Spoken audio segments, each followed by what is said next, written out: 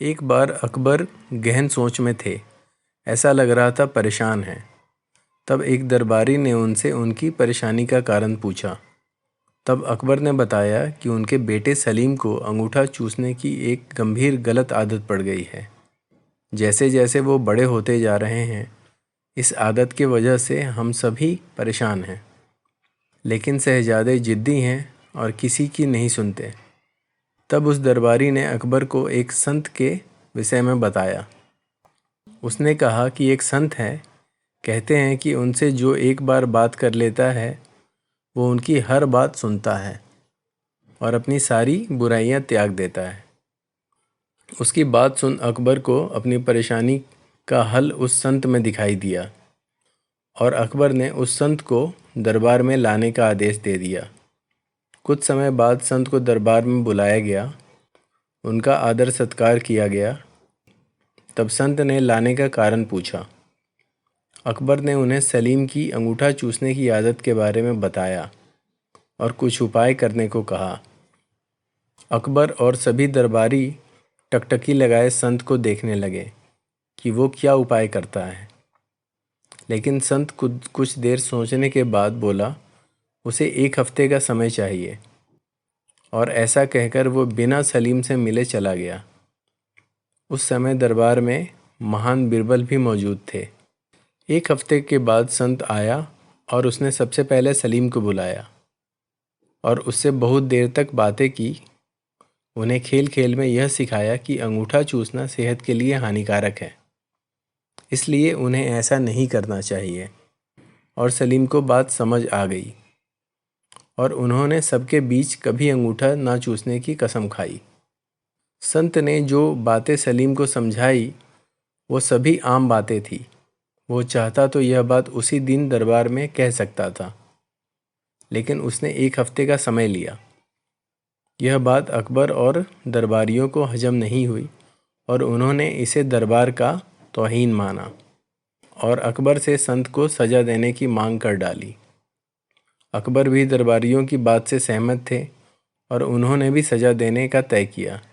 लेकिन जैसा कि वे हर फैसले के पहले बीरबल का मशवरा लेते थे, उन्होंने इस बार भी बीरबल की तरफ देखा और पूछा कि आज तुम इतने खामोश क्यों? क्या तुम्हें नहीं लगता कि इस संत को सज़ा मिलनी चाहिए? तब बीरबल अपने अंदाज में खड़ा होता है, दरबार के बीच जाकर कहता है कि जहाँ पनाह, मैं बिल्कुल उल्टा सोच रहा हूँ, इसलिए खामोश हूँ। सभा में हल्ला मचने लगता है। सभी को आश्चर्य है कि उल्टा मतलब क्या? तब बीरबल कहता है, मेरे हिसाब से यह संत महान है, हमें इनसे सीख लेनी चाहिए और गुरु मानकर इनका आशीर्वाद लेना चाहिए और इनके साथ हुई गुस्ताखी का भी माफ़ी मांगना चाहिए। यह सुनकर सभी को गुस्सा आ जाता है और दरबार में कोहराम मच जाता है। तब अकबर गुस्से में बीरबल से कहता है, गुस्ताख बीरबल, तुम हम सभी की तौहीन कर रहे हो कि हम इस संत से माफ़ी मांगें। जहाँ पनाह, गुस्ताख की नाफरमानी को माफ़ करें, लेकिन मेरे मुताबिक यह न्याय संगत है। अकबर कहता है, बीरबल, अपनी बात को साबित करो। तब बीरबल बताता है, जिस दिन संत पहली बार दरबार में आए थे और आप उनसे शहजादे की बात कर रहे थे, तब इनके हाथों में चूने की एक डिबिया थी जिससे निरंतर चूना निकालकर वे खा रहे थे। लेकिन आज उनके हाथ में कोई डिबिया नहीं थी, क्योंकि जब आप उनसे शहजादे की गलत आदत की बात कर रहे थे, तब ही उन्हें अपनी गलत आदत का एहसास हुआ और उन्होंने 1 हफ्ते का समय खुद को सुधारने के लिए मांगा और अपने आप को सुधार कर उन्होंने आज सलीम को ज्ञान दिया। ऐसे लोग बहुत कम होते हैं जो पहले खुद की कमी को देख लें और उसे सुधारें। इसलिए मेरे हिसाब से ये एक महान संत हैं। सभी को बात समझ आती है और सभी संत से माफ़ी मांगने और उनसे आशीर्वाद लेने आते हैं।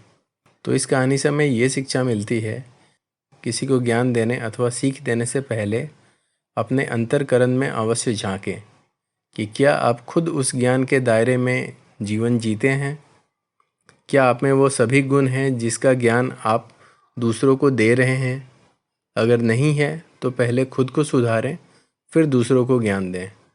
और अगर आप खुद सुधर नहीं सकते तो दूसरों को ज्ञान देने का आपका कोई हक नहीं बनता। दूसरी शिक्षा यह मिलती है कि दरबार में बिना विचार किए सभी संत को दोषी कहने लगते हैं। हमेशा जो दिखाई देता है सत्य नहीं होता। हर करनी के पीछे कोई न कोई कारण होता है। इसलिए एकदम से नकारात्मक भाव नहीं लाना चाहिए। हमेशा परिस्थिति का अवलोकन करना चाहिए, क्योंकि जो दिखाई देता है वास्तव में वो सत्य हो यह जरूरी नहीं है। अपनी राय कायम करने से पहले सच जानना जरूरी है।